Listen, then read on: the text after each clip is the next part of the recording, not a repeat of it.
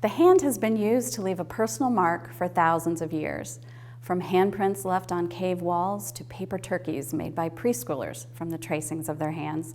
The handprint will always be a very personal mark and symbol. How many times have each of us traced our hands? How often have we compared how our hand fits into another? This project takes hand tracing a bit further by combining a hand-shaped object with proverbs from literature, which connect us to the wisdom of days gone by. There are hundreds of old sayings that involve the hand. The hand that rocks the cradle rules the world. Don't bite the hand that feeds you. Or you have him in the palm of your hand. Often, through the passing of time, many of the meanings have been lost or are a little puzzling. So the first thing this project requires is the choice of a proverb or saying that has to do with a hand. There are many. Do a little research and find a hand saying that is significant to you. I've rolled out a slab of clay on a canvas-covered ware board. Tried to get about 1/4 inch thick, and remember to go both ways on the slab to kind of align those clay particles. So I've placed my hand on a piece of tracing paper and made a tracing with my fingers together. In order to transfer this to the slab, you can just place that onto the slab of clay and go over these lines with a pencil. That way your outline will transfer. So you can see here, there's about a 1/2 inch outline or 1/2 inch border around my hand, because as the clay dries and it's fired, it's going to shrink. Air dry clay could also be used for this project if you want to avoid having to fire the finished piece. So you can just go around this with a needle tool to cut it out, a fettling knife, and just go around your tracing.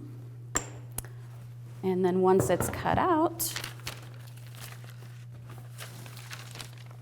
I've used an alphabet tooling set to impress the letters of my proverb after the clay has set up slightly. So the letters just go into this handle, and just like a stamp, you can just impress them down into the clay. Now you can also hand letter your saying, your phrase, just by using a ballpoint pen, something with a rounded tip.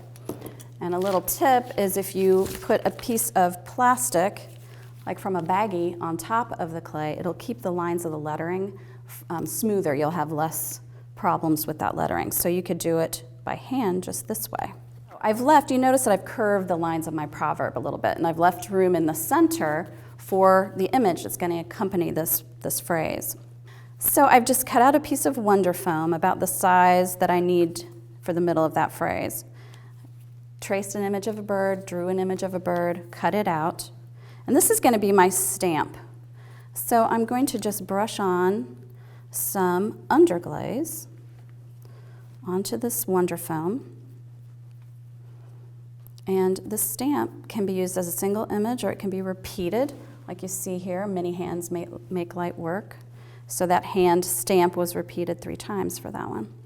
So I'm just brushing the underglaze on, positioning my stamp, and just lift. Now once this has dried a little bit more, become leather hard, you can go back in and do some detail carving with a pencil, a loop tool. So once you have all of the lettering and the imagery on, you want to just bend up the edges of this hand to form a dish. So once it's leather hard, that's going to be simple to do. You want to catch it before it's too dry. And if there are any rough edges, just smooth them out with either a dampened finger or a little bit of a sponge, and set that aside to dry before it's bisqued.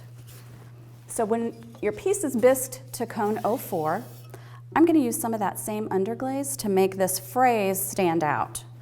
So I'm going to use black for my lettering, but a tip is you really want to add some moisture to this bisqueware, so I'm going to brush it with a damp sponge. That way the underglaze won't be absorbed really quickly. And I'm just going to brush this black, and if you just brush that right over the lettering and any of the detail lines that you've put in there, and then just quickly sponge that off, that really is going to bring out that phrase. So to make a double-handed dish, just like this one, score and slip 2 separate hands and attach them. So after a coat of clear glaze, the dish is completely functional. So try your hand at creating a fun, philosophical hand-shaped dish. For more detailed information and a materials list, please visit dickblick.com.